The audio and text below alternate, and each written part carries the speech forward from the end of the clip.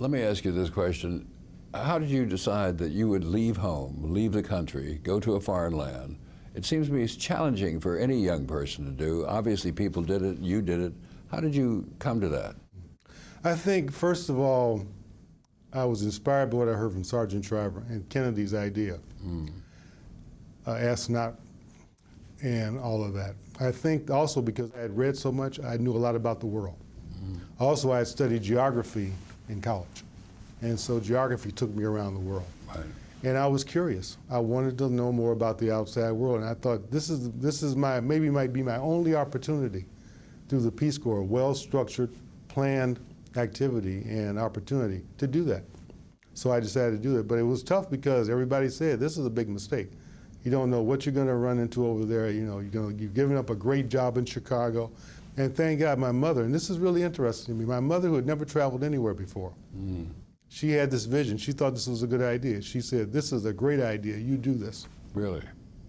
And it turned out, I guess, as you imagined. It turned out even more than I could have imagined. It turned out it'd be a marvelous experience. Yeah. The people I met in the Peace Corps, the things I did in the Peace Corps have been part and parcel of my life until right now. I don't think we understand today how challenging it could have been there. I read something that you reminded me of, no cell phones. You had one telephone call per year. That's with right. your family. That's right.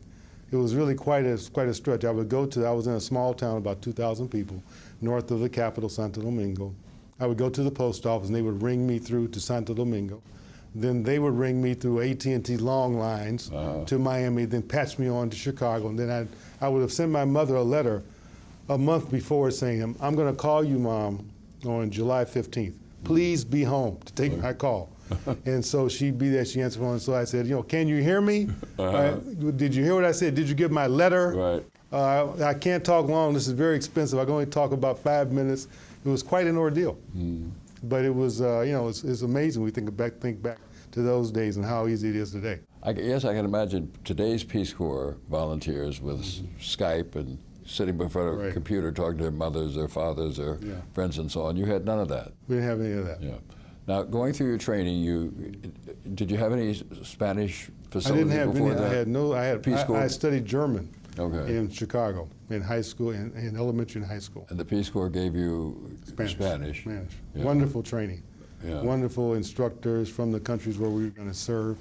And when you think about it, sometimes I think back to the time when I didn't speak Spanish, and I can't remember, actually. It's been so long now. I've been speaking Spanish such a long period of time now.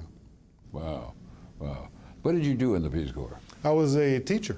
Teaching what? I taught everything. I was in a program, a teacher training program, really marvelous program.